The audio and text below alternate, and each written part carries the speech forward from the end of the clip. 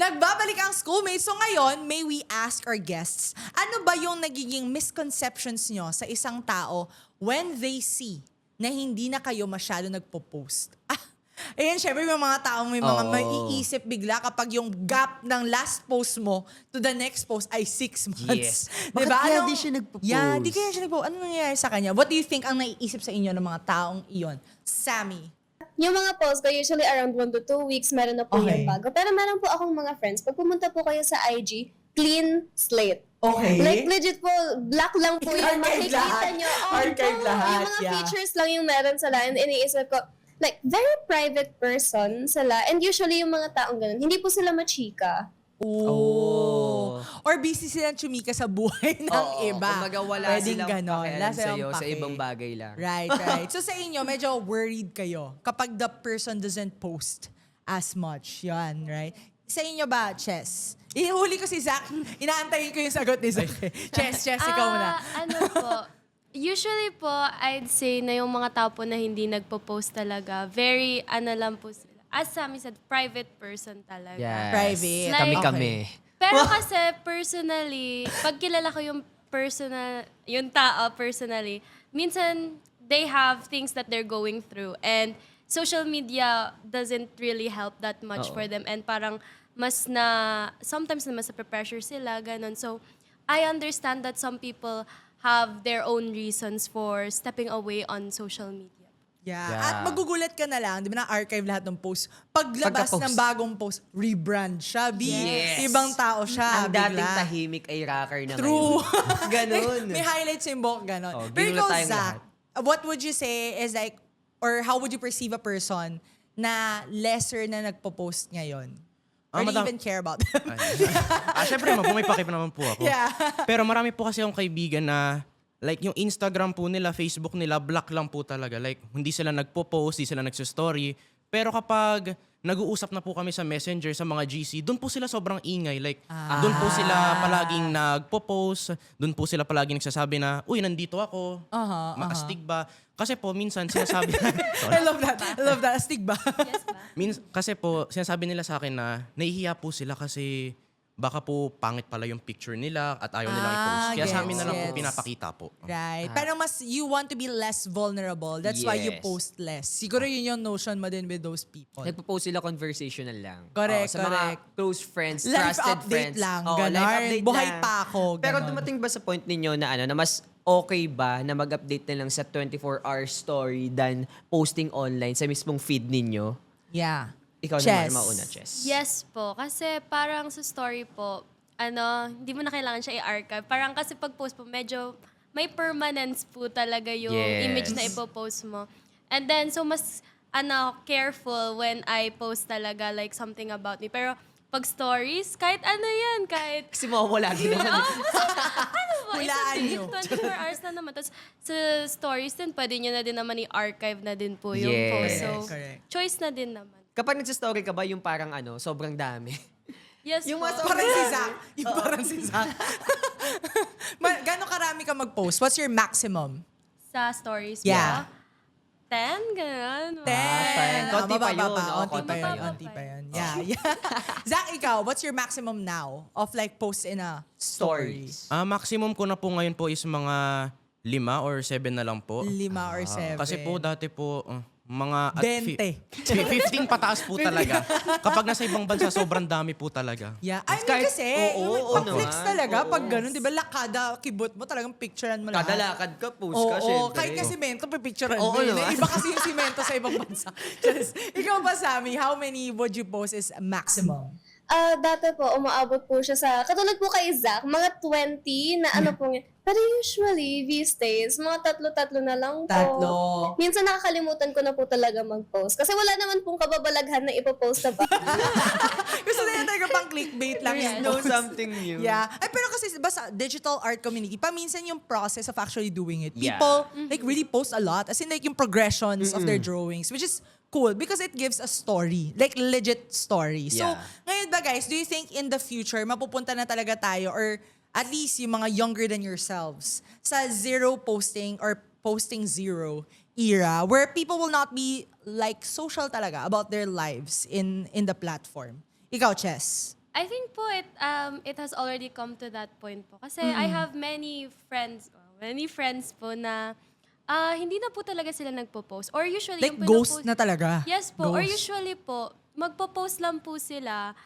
I-repost lang po yung pinost nung isang nung Yeah. isang tao. Less effort. Yes. And then minsan makikita mo na lang yung face nila sa ibang story pa ng iba. Uy, buhay pa pala to. Yeah, Charot, joke lang. Kasama pala to siya. Yeah. Ikaw, Zach, do you think it's gonna be like that? Or do you think we will revert back to being chronic posters? Does it have to be such a huge change? Sa tingin ko po, babalik tayo sa chronic poster po kasi yung kapatid ko nga po ngayon, sobrang hilig na po sa YouTube. Palagi po siyang may iPad po sa bahay namin. Kaya sa tingin ko po kasi ito na po yung mas madaling way na ipakalma sila. Kaya mas masasanay na po sila na gumamit ng social media ngayon kasi yun naman po palagi nilang nakikita po. Yeah. Right. It's either they will be more inspired to become a creator. Yeah. Kasi, parang gusto ko na mas Ma-inspire. maraming makikita di ba? Yeah. So ikaw, Sammy, would you think you'll become a chronic poster or do you think more will be posting zero? I think po, it's impossible naman po talaga to go to zero posting. Kasi andun po yung memories na Yeah. ayaw mo pong mawala. Usually po kasi pag physical pictures, madali pong mapunit, masunog, ganun-ganun.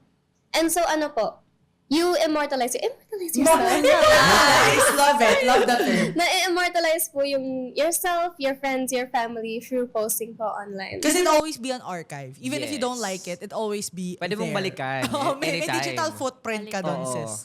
Yeah. Actually, Actually, kasi hindi nakarelate dahil chronic as someone na poster hindi siya. Yes, hindi ako makarelate sa zero posting or what. Kasi pala post ako. Pero Yeah. to the point, nangyari din naman sa akin yun na nakakatamad na rin talaga mag-post. Especially, naging effect din talaga yung yung, kunwari, kasi last years, yung mga creation ko sa TikTok, umabot talaga ng 200,000 views, may millions pa. Tapos nung nagkatagalan na shadow ban ako, tinamad ako syempre. Oo. Kasi mga nagsisin na lang mga 1,000, 2,000, 3,000. Tsaka pare-pareho yung yung comment. Oo, Yung pare-pares. basta post ni Idol. Oo, Charot. kumbaga first, mga ganun-ganun. Pero Oo. kaya yung main takeaway ko talaga sa episode natin ngayon is wag mo hayaan na maka-apekto yung sinasabi ng iba para ma-stop or maging hindrance para mag-post ka ng something or someone Oo. na bumuo sa buong araw mo na yon. So Yeah. parang ang sa akin is post anything or flex anything na nakapag-build sa'yo or dun ka masaya, so be it, post it. Yeah. And syempre naging masama lang yung post sa ibang perspectives eh. Kapag tinignan siya in a jealous way or kaselos ng iba or ini-evil eye ng ibang tao. Oo, right. Syempre nasa kanila na yun kung paano nila i-view yun. Pero as someone or kapag may mga schoolmates na magpo-post, so be it, post it. Yeah. Kasi masaya ka eh. Kaya mo nga siya pinost eh. Gusto mo siya i-flex. Gusto mo siya ipakita sa mga tao. And proud ka sa achievement mo na yun. Yeah. Sa natanggap mo na yun. Sa mga bagay na kunwari, with honor ka. Oo. O kaya nakabili ka ng something new. Or maganda O kaya- yung grad pic mo. Yes, o ganon. kaya nakapag-travel ka. Yeah. So, post mo. Huwag mo Yeah. hayaan na maka-apekto yung negative comments ng ibang tao para lang mat-stop or matigilan yung pagpo-post mo or flexing something. Kasi, ayun din yung bumubuo sa'yo eh. So, Yeah. so be it. So ako naman on the opposite side of the chronic poster. Ako kasi si Yes. zero poster. So dati kasi, like I love posting but then it came to a point na parang na-exhaust talaga ako. Like, ano yung lalabas ko today? Like, what if wala namang sobrang extraordinary about Yeah, my life that something I would special. love to share, di ba? Oo. And I just go through the daily motions. So, I don't think that it's bad to become a ghost on social media because it's a way also of keeping your privacy. And sometimes life gets too busy. Yes. So, di ba? So, don't make yourself feel bad if you can't post anything. It should be your own page, your own rules, right? Right. Your own account, your rules. But at the same time, kailangan kapag nagpo-post ka, I wouldn't say na parang post mo lahat eh. Kasi Oo. paminsan tandaan yung digital footprint to. So makikita kayo, malalaman ng mga tao kung asan kayo. And Yes. it's more important now than ever about security, data security. Guys, brace yourselves because mas nag-a-advance, nagkakaroon ng AI. So like Right. with that, kailangan medyo careful kayo yan sa pinopost mo online. So I think it's still okay to be posting Yes. zero. But if you wanna share, sabi nga ni James, go share it. Yeah. So, una sa lahat, gusto muna namin mag-happy birthday sa bagong dating from Hong Kong. Fresh na fresh. Happy birthday, James! Ang chronic poster na schoolmates!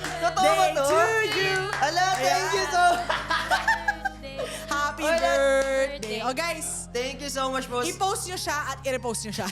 Legit na na-surprise ako. Correct. Kasi ikaw bumili ng cake na yan, no? Actually. Hindi, joke lang. I-Gcash ko na lang. Happy birthday, Ala, James! thank you so much po sa buo po ng BP Studios, sa Public Affairs, and of course, schoolmates. Maraming salamat po, Sir Fred and Direk. Maraming salamat, Yes, Trish. Maraming correct. salamat. And of course, sa guest natin ngayon. Happy birthday to you. Blow the candle and make a wish. Sana magka-jowa na siya. Thank you po! Narinig niyo ba yung wish ko sa kanya? Sana magka-jowa na siya. Oops! Charot. Joke lang. Thank you so much po. Grabe na surprise ako. Happy birthday, Oo, James! di ko inakala Sa ganun to. cake, guys. Thank you po. Thank you so Ganda ng much. cake. Yan. So, and with that, guys, so maraming salamat again to our BP Studios schoolmates, kay James, ang ating birthday boy, Thank for you. sharing with us your experiences today. Sammy, Zach, and Cheska. Yan. And with that, sa bawat usapin, sa bawat kwento, at bawat issue, may boses tayong mga kabataan. Sumali, makinig at makiisa dahil ang bawat opinion natin ay mahalaga. Kaya naman, sabay-sabay natin isigaw sa buong mundo. Schoolmates, let's go! May pakialam ka! Thank you so much, Yay! guys! Thank you so much po sa